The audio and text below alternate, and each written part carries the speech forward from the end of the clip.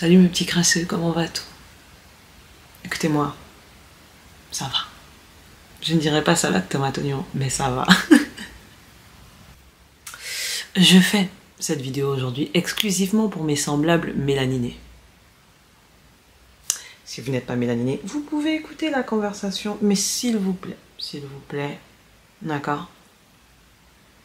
Cette conversation de base n'est pas pour vous. Donc si vous entendez des choses qui ne vont pas vous plaire, je suis désolée, mais cette conversation, encore une fois, n'est pas centrée sur vous et vos sentiments.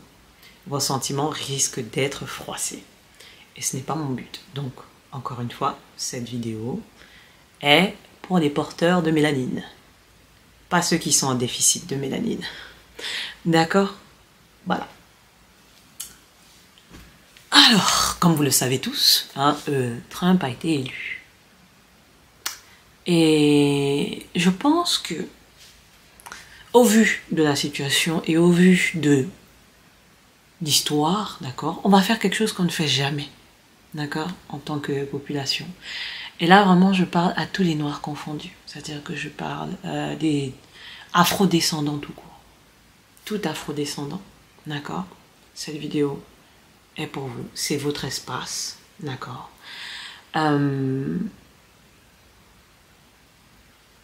Je pense qu'on a besoin de faire un bilan un petit peu par rapport à ce qui s'est passé depuis, probablement même avant le Covid. Depuis l'épisode... Quoique bon, on va s'arrêter à l'épisode George Floyd. Voilà, on va s'arrêter à l'épisode George Floyd aux États-Unis. Et on va regarder le bilan mondial, dans le monde entier, jusqu'à aujourd'hui. D'accord? Parce que je pense que inconsciemment, il y a des choses dont on n'a pas forcément conscience. Que ce soit parce qu'on est plus jeune, soit parce que on est pris dans notre vie, etc. Et je veux vraiment qu'on s'asseye et qu'on regarde notre société pour ce qu'elle est. D'accord? En tant que personne noire, d'accord, vous allez devoir faire 2 à 3 fois plus d'efforts pour pas mal de choses, globalement. Vous allez constamment devoir prouver que vous n'êtes pas une menace, que vous n'êtes pas le problème, que vous êtes le bon noir, d'accord, il faut pas avoir trop d'accent, il faut pas, enfin bref, il va toujours falloir que vous vous ajustiez pour prouver quelque chose. En tout cas, je parle pour ceux qui vivent en Occident, donc que ce soit en Europe globalement, les pays occidentaux globalement, c'est là-bas qu'on est. Je ne peux pas parler pour les Noirs qui vivent en Asie, parce que moi je n'y suis allée que en vacances. Mais pour l'Occident, donc on inclut l'Australie, on se sait. Voilà, on se sait, d'accord? Vous me direz en commentaire comment ça se passe pour ceux qui sont en Asie, si c'est différent ou pas. Mais pour l'Occident, c'est comme ça qu'on est. Et en fait, je pense vraiment qu'en tant que groupe, et là vraiment je m'applique, je parle de tout le monde, hein, je parle des Caraïbes, je parle des États-Unis, je parle vraiment les Noirs globalement. Je pense que vous avez oublié un élément essentiel. Ce n'est pas à vous de prouver que vous êtes de bons Noirs. Parce que jusqu'à preuve du contraire, ce n'est pas vous historiquement qui avez fait des dingueries aux Blancs. C'est l'inverse. Je ne sais pas si vous prenez conscience de à quel point, du coup, la société... C'est-à-dire que c'est eux qui ont fait des dingueries dans le monde entier, globalement. Hein, colonisation, esclavage, tout ça. Destruction, extermination de certaines populations. On ne parlera pas de l'Argentine. Mais bon, bref. Mais vous noterez que globalement en Occident, quand on vient en Occident, parce qu'on ne vient pas parce qu'on en a envie, on vient parce que chez nous, au vu de notre historique, le développement est compliqué. Voilà. Quand vous venez dans ces pays-là, on attend de vous, d'accord? Vous devrez vous excuser limite d'être présent dans les lieux, d'accord? Vous devrez avoir un comportement de personne qui est désolée de gêner par sa présence. ceux qui ont grandi au bled voient très bien de quoi je parle. C'est-à-dire que c'est limite, là, le façonnage, et je trouve ça vraiment... Je ne sais même pas comment utiliser des termes correctement propres. Dites-moi si c'est juste dans ma tête, mais pour moi, je pars du principe que si moi, demain, je fais une dinguerie à quelqu'un, d'accord, cette personne ne se venge pas. Elle vient chez moi parce que j'ai ouvert mes portes et elle vit et elle s'adapte à la société. Et malgré ça, je continue à discriminer cette personne parce qu'elle est noire. Alors que je prétends avoir compris que les dingueries qui se sont passées avant, c'était des dingueries, que l'esclavage, c'était mauvais. Vous voyez où je veux en venir ou pas? Je pense qu'en tant que groupe, il va falloir qu'on arrête de chercher la validation. Parce que même si... Attendez, avant de m'envoyer un message incendiaire, je suis désolée, mais c'est la vérité. On le fait inconsciemment. On cherche à prouver qu'on n'est pas des menaces. On essaye de prouver qu'on n'est pas mauvais. On essaye de prouver qu'on mérite d'être traité décemment, qu'on devrait être traité comme les autres. Ce qui est vrai, mais je suis désolée, ils n'ont pas le comportement d'une population qui regrette ce qui s'est passé. Parce que si c'était le cas, aujourd'hui, le racisme n'existerait plus. Si c'était le cas, ils verraient à entretenir l'histoire et à faire comprendre aux gens que vraiment, on ne peut pas traiter les Noirs différemment. Mais c'est pas le cas. Et c'est pas le cas dans le monde entier. Le monde entier va discriminer envers vous. Cette information-là, je pense qu'en 2024, il faut qu'on l'accepte. On sera traité différemment, peu importe où on va. Ok? À partir du moment où vous acceptez cette information, maintenant, vous ne bougez plus de la même façon. Vous ne cherchez plus à prouver que vous êtes le bon noir ou le mauvais noir. Vous ne cherchez plus l'acceptation et la validation. Vous ne cherchez plus à ce qu'on vous dise « Oui, toi, ça va. Hein, j'aime pas les noirs, mais toi, je t'aime bien, même si t'es noir. » Oui, cette phrase, on me l'a déjà dite. Vous vous intéresserez plus à vous-même. Et ensuite, pour revenir du coup, je pense vraiment qu'en tant que population, d'accord, c'est mon avis, d'accord, mais on n'avancera pas tant que on s'en prendra à nos propres minorités. C'est-à-dire que tant qu'on s'attendra à être homogène, qu'on soit tous pareils, je suis désolée, c'est là qu'on se perd. Acceptons qu'on est tous différents et qu'il y aura des différences, qu'il y aura des gens que vous ne voudrez pas forcément fréquenter, ou il y aura des gens qui croiront à un Dieu que vous ne voulez pas, ou qui prieront des trucs que vous ne voulez pas, ou certains auront une orientation sexuelle que vous ne voulez pas. Mais ces personnes-là comprendront toujours les discriminations que vous vivez. Ces personnes-là se battront pour les mêmes choses que vous en cas de besoin. C'est-à-dire que tous vos intérêts secondaires, que ce soit religieux, sexuels, etc., tant qu'on est dans des bails de consentement, les gars, je pense qu'à un moment, il faut mettre ça de côté. Parce que le reste du monde s'assoit sur nos visages à l'heure actuelle. Si on ne s'unit pas, même le continent africain, là, il ne sera plus à nous bientôt. Parce que les dingueries qui se passent au Congo, là, d'accord, arrivent parce qu'on n'est pas unis. Et vous savez que c'est vrai. Ce qui se passe au Soudan, se passe au Soudan et tout le monde s'en fout. Parce que nous-mêmes, on n'est pas unis. On n'est pas organisés. Et je pense qu'en tant que population ici, il faut qu'on accepte que, comme vous l'avez vu, avec les élections de M. Trump et les élections ici en France, ou même chez nous au pays, en Afrique en général, les élections ne sont pas pour la population. C'est-à-dire la politique à l'heure actuelle n'est pas faite pour la population. Elle est pour l'enrichissement de certaines personnes, mais pas pour la population. Mais cela ne veut pas dire que la population ne peut pas s'organiser. Cela ne veut pas dire que la population ne peut pas poser des actions pour s'entraider. Vous comprenez ce que je veux dire? C'est-à-dire que on va prendre les Noirs américains pendant la période de l'esclavage et l'après-esclavage. Ils n'avaient pas de gouvernement. Ils n'avaient pas le droit d'avoir des organisations, etc. est-ce que pour autant ils n'ont pas fait des choses? Ok, nos gouvernements sont éclatés au sol, je suis d'accord. Mais je pense qu'en tant que population, ce n'est que mon avis, humble. Mais je pense que, en tant que groupe, parce que oui, on est un groupe aux yeux du reste du monde, donc du coup, aux yeux du reste du monde, l'Afrique est un pays. D'accord? L'Afrique noire est un pays.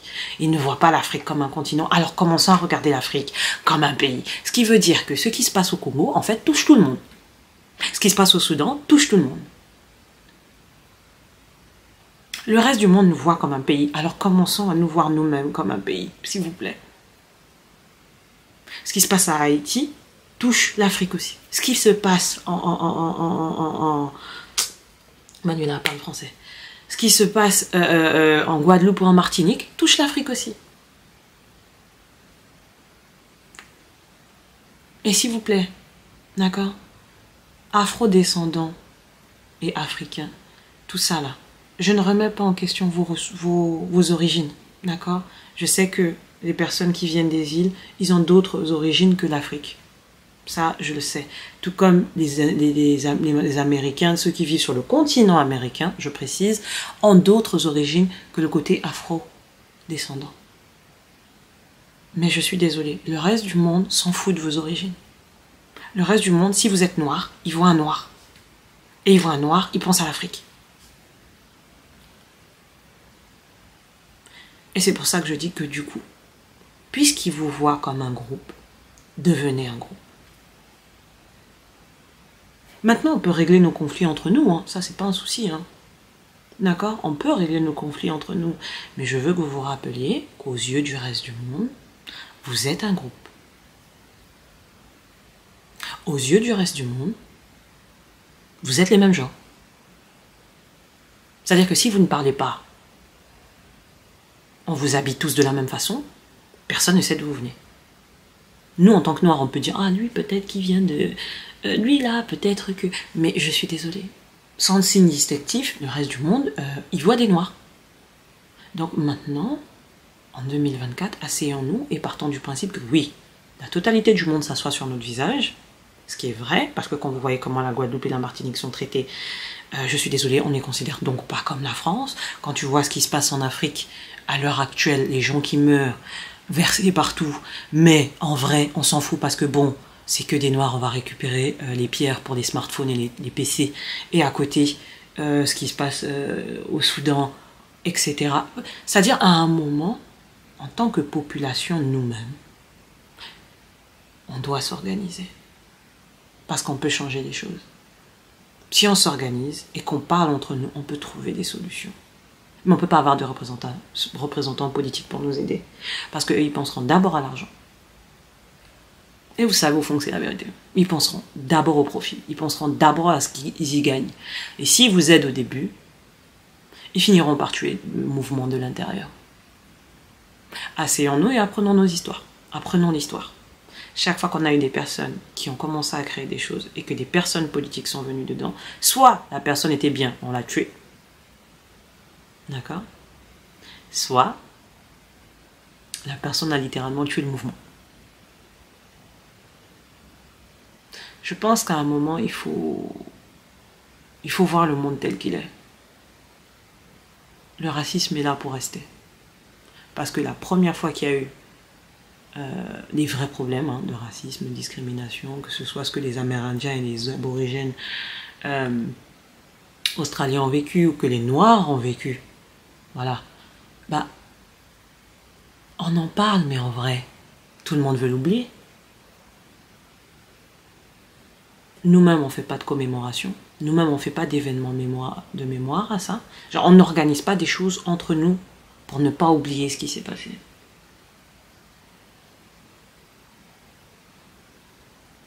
Moi, j'ai découvert à l'âge adulte, par exemple, que Louis Vuitton avait des os humains. Ils avaient des os humains, Louis Vuitton. C'est-à-dire avec des Noirs et des Amérindiens. Dans les années 1800. Et les gens payaient pour venir regarder des gens. Ici à Paris. Et maintenant, nous, aujourd'hui, personne noire, on achète du Louis Vuitton. Mais pourquoi? Parce qu'on ne connaît pas notre histoire. On ne la connaît pas. On connaît l'histoire du point de vue de l'oppresseur.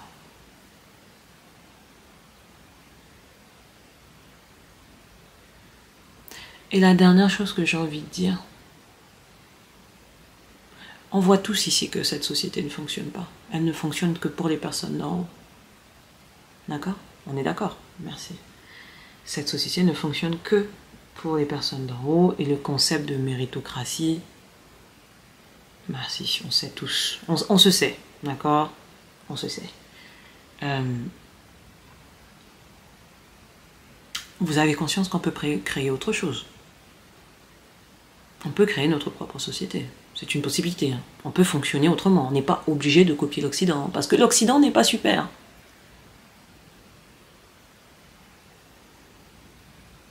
Arrêtons. Arrêtons de chercher la validation. Et arrêtons de courir après le fait de prouver qu'on n'est pas mauvais. S'il vous plaît. Pour finir, il va falloir à un moment, et là je parle pour ceux qui vivent en Occident, qu'on prenne notre part de responsabilité quant au fait qu'on se dise toujours, et on sait, qu'en tant que personne racisée, on va devoir faire 3 à 4 fois plus d'efforts que n'importe qui d'autre. Si aujourd'hui c'est toujours le cas, c'est parce que nous-mêmes, on ne met pas en place des choses pour nous entraider nous-mêmes. Et je m'explique. Créons des choses. Prenons l'exemple par exemple de stage. Ok? On sait tous que c'est compliqué d'avoir un stage de 3e. C'est encore plus compliqué quand on s'appelle Mamadou Diallo et qu'on habite dans le 93. Et je pense que notre responsabilité à nous, c'est d'ouvrir les portes pour les gens de derrière, de simplifier la lutte pour les générations d'après. Nous, en particulier, on ne peut pas se permettre de se dire que j'ai ouvert ma porte pour moi et ça suffit. Non. Il faut créer des choses, créer vos sociétés, créer des entreprises, sachant que vous avez des idées géniales. Je rêve d'un monde où les personnes qui me ressemblent créent leur société, leurs entreprises marchent et ils embauchent leurs semblables de façon juste et légale et que les choses avancent aussi pour eux. Parce que on a tous des exemples de communautés différentes, je ne vais pas commencer à les citer, mais qui le font. C'est-à-dire que les personnes vont venir dans d'autres sociétés occidentales, ils vont regarder comment ça fonctionne, ils vont rentrer chez eux, ils vont créer pour eux. Je sais, il y a des défis en Afrique, il y a des problèmes chez nous aussi. Là, les gens veulent toujours voler de l'argent, etc. Machin. Je suis d'accord. Mais si tout le monde fonctionne comme ça, on ne va jamais y arriver. Si tout le monde abandonne, les autres gagnent. Alors si tu ne peux pas le faire en Afrique, fais-le ici. Si tu le fais ici, même si c'est pour embaucher 3 personnes, embauche 3 personnes. Ces 3 personnes-là n'auront pas à transpirer. De temps en temps, prends des stagiaires. Parce que tu sais que les autres stagiaires vont galérer. Ils vont galérer à trouver des stages. Et c'est ça que je dis. Entraidez-vous. Entraidez-vous. Parce que si des personnes comme Trump aujourd'hui peuvent être élues,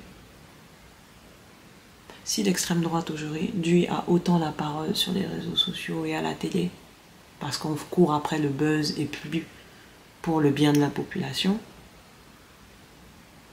on est déjà sur une période dangereuse pour les minorités en général. Donc on n'a pas le temps d'être divisé. On n'a pas le temps de ne penser qu'à nous. Parce que si tu ne penses qu'à toi, quand tu tombes, tu tomberas aussi tout seul. Alors que tu aurais pu aider d'autres personnes. Et ces personnes-là peut-être t'auraient aidé aussi en retour. L'entraide est le meilleur moyen de survivre. Vraiment, l'entraide est le meilleur moyen de survivre. Mon cœur va aux minorités, que ce soit aux États-Unis, au Soudan, peu importe les pays. D'accord, tous les pays où les gens souffrent à l'heure actuelle. Mon cœur va pour toutes ces personnes qui subissent les conséquences de ce monde où on ne pense qu'à soi et où on ne pense qu'aux intérêts monétaires ou autres. Mais nous, on ne peut pas se permettre de réfléchir comme ça. Parce qu'on n'a pas nos politiques qui vont nous défendre. En tant que population, on n'a plus le temps en 2024 d'être là à se dire oui, non, ce qui se passe en Martinique, ça ne regarde que la Martinique. Ce qui se passe en Guadeloupe ne regarde que la Guadeloupe. Ce qui se passe au Soudan ne regarde que le Soudan. Ce qui s'est passé au Rwanda ne regarde que le Rwanda. Ce qui se passe au Congo ne regarde que le Congo. Parce que quoi qu'il arrive, le problème finira toujours par se retrouver chez vous, à un moment ou à un autre. Si c'est pas la guerre même qui va vous suivre, c'est peut-être des personnes qui vont devoir fuir de chez eux et venir chez vous. Donc réfléchir comme ça ne fait que nous appauvrir. Encore une fois, cette vidéo, c'était vraiment sur l'émotion, sur le moment. Parce que je suis fatiguée, en fait, de voir ma population être là à se prendre la tête, à venir s'énerver pour les histoires de oui, telle personne, les LGBT, il faut les mettre en prison. Est-ce que vraiment, le fait de les mettre en prison va faire que notre pays va arrêter d'être, notre continent va arrêter d'être pillé par d'autres personnes? Il y a encore 100 femmes ici, là, qui ont mis fin à leur existence. Parce qu'on risquait de les V. Elles ont préféré mettre fin à leur jour. Mais les débats sur TikTok, en live, c'est de savoir si oui ou non les personnes LGBT méritent ou pas de vivre. Est-ce que c'est vraiment ça qu'on est en tant qu'être humain? Est-ce que c'est ça qu'on est en tant que noir? Nous, on sait ce que c'est que la discrimination, on sait ce que c'est que le racisme, on sait ce que c'est que d'être traité différemment, parce qu'on est différent. Et nous, en tant que noirs, on fait la même chose, avec des personnes qui nous ressemblent,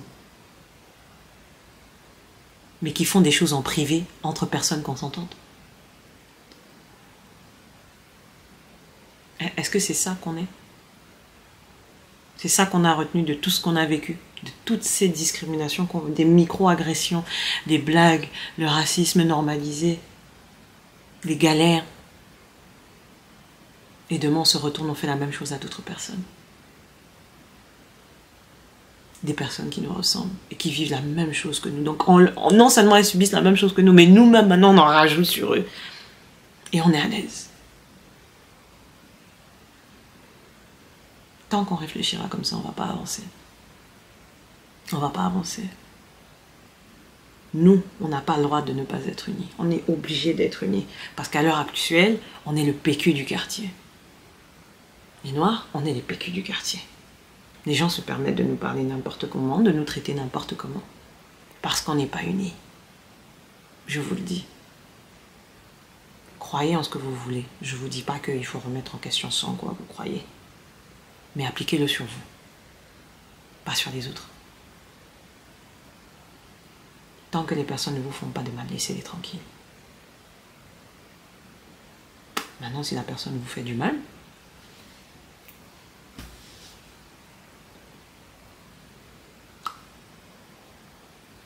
moi, je ne suis pas la team où on tend la joue. Donc, quelqu'un te fait du mal. Si tu poses les actes, je ne dirai rien. Mais par contre, arrêtons de nous diviser pour des faux problèmes. Parce qu'à côté, le reste du monde s'assoit sur nous. Nous piétine, nous marche dessus. Donc arrêtons de faire comme si les autres minorités ne comptent pas. Arrêtons de faire comme si les hommes et les femmes, les hommes sont supérieurs aux femmes, ou les femmes sont inférieures aux hommes, ou les femmes sont supérieures aux hommes. Arrêtons de traiter les personnes LGBT comme si c'était les cafards du quartier. Ça n'a aucun sens. Arrêtons de regarder les albinos comme s'ils ne méritaient pas de vivre. On les tue encore. Aujourd'hui. On les tue encore aujourd'hui. En 2024. C'est ça qu'on est.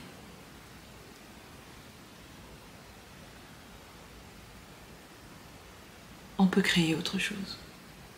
On n'est pas obligé de suivre. S'il y a bien une chose que j'ai appris dans le fait d'être noir, c'est qu'on est très doué pour s'organiser quand il faut. Surtout quand c'est pour la fête.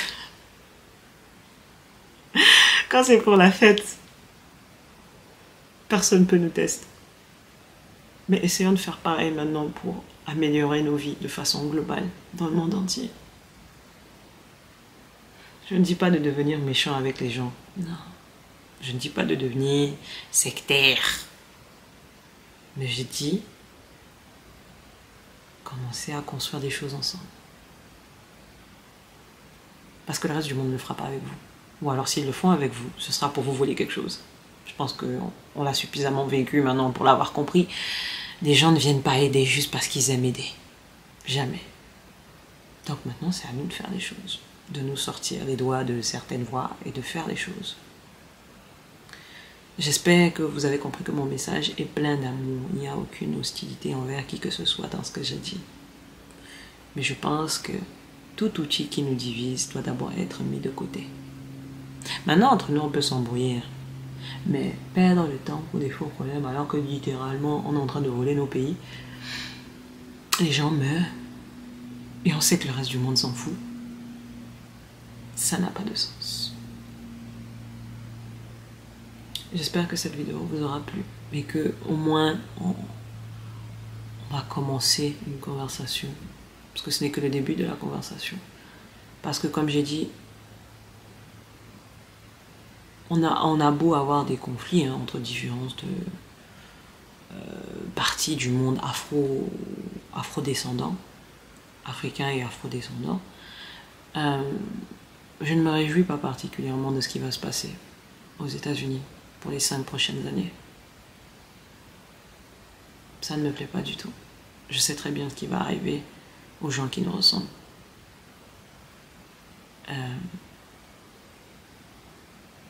Et ça me fait mal au cœur. Parce que beaucoup de gens me diront, oui, mais les Américains, ils ne se considèrent pas comme Africains. Ils ne le sont pas. Ils sont afro. Ils sont afro-descendants, mais la majorité d'entre eux ont du sang mélangé avec d'autres choses.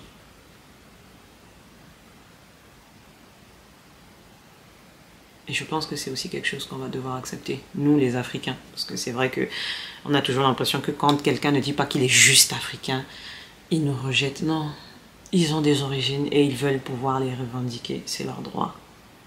Mais rappelez-vous juste, d'accord, qu'en tant que noir, si tu as l'air d'être noir, pour le reste du monde, tu es noir. Ils s'en foutent du reste. Voilà. Ne soyez pas trop violents dans vos propos. Dans les commentaires. De toutes les façons, si les commentaires sont violents, est-ce que je les supprime? Je ne pense pas que je les supprime, parce que bon, ça me donne des sous, non? Ouais, ça me donne des sous. Donc, je laisserai les commentaires violents, probablement, mais... Est-ce que je les laisse ou pas? Parce que bon, j'ai envie que les gens soient confortables quand même. J'ai envie les commentaires haineux. Donc, s'il vous plaît, essayez d'être poli dans vos commentaires, s'il vous plaît. Hein? J'ai pas envie d'avoir à trier, vraiment, j'ai pas envie d'avoir à trier les commentaires. Je vais laisser cette vidéo telle qu'elle est, parce que bon, flemme, j'ai envie de dormir. Mais j'avais besoin d'exprimer tout ça là par rapport aux élections de Trump. Et puis, le fait de regarder les différences de traitement, que ce soit par rapport à l'Ukraine, avec les Noirs à qui on exigeait qu'ils restent derrière. La différence de traitement par rapport aux réfugiés ukrainiens et les réfugiés d'autres pays. Je ne vais même pas parler juste des Noirs, hein, mais réfugiés d'autres pays. Les dingueries qui se passent en Syrie, les gens qui meurent de faim. Enfin, mais tout le monde s'en fout. Le fait que c'est littéralement grâce aux réseaux sociaux que le conflit qui se passe à l'heure actuelle dans le pays dont on ne dit pas le nom. Voilà, c'est grâce aux réseaux sociaux, parce que clairement, si on écoutait les médias classiques, hein, il ne se passe rien de grave. Voilà. Le Congo, pareil. Soudan, pareil. Donc, je pense vraiment que nous, en tant que minorité, il faut qu'on se rappelle qu'il peut toujours avoir pire et qu'à un moment, les choses peuvent descendre très très bas. Et on peut perdre plus que ce qu'on a déjà perdu. On a perdu une fois notre histoire parce qu'on a laissé les personnes qui nous ont fait des dingueries écrire l'histoire à notre place. On devrait s'asseoir et réfléchir pour ne pas répéter la même erreur. Parce que la première fois, ça n'a pas été reconnu. Je vous signale juste comme ça. Voilà. Ça n'a toujours pas été reconnu comme un crime contre l'humanité, l'esclavage. Donc, pour moi, il n'y a pas eu reconnaissance. Donc, à un moment, asseyez-vous et posez-vous les bonnes questions. Organisez-vous maintenant, posez les actions. Enfin, organisez-vous. Organisons-nous, je m'inclus dedans. Mais je pense que tous ensemble, petit à petit, on peut faire de grandes choses. C'est mon avis. Ça, c'est les réseaux sociaux qui me l'ont appris. Je vous embrasse fort. Vraiment, je vous embrasse très très fort. Je sais que cette vidéo était longue et chiante. Mais parfois, j'ai besoin de parler de choses comme ça.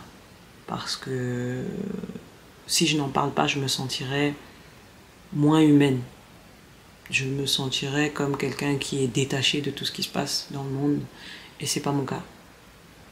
Ma plateforme est certes là pour apporter du positif, mais elle est aussi là pour vous inviter à réfléchir par rapport à d'autres choses. Vous pouvez ne pas être d'accord avec moi, il n'y a pas de souci.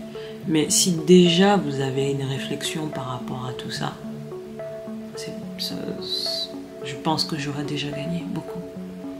Et pour les petits blancs qui sont restés, malgré le fait que je vous ai dit que la vidéo n'était pas pour vous, force à vous. Parce que je pense que ça pique un peu. Anyway, je vous fais des bisous. On est ensemble par le lien capillaire. Je vous embrasse très très fort. Vraiment très très fort. Je sais que c'est dur, mais vous gérez comme des boss. Bisous.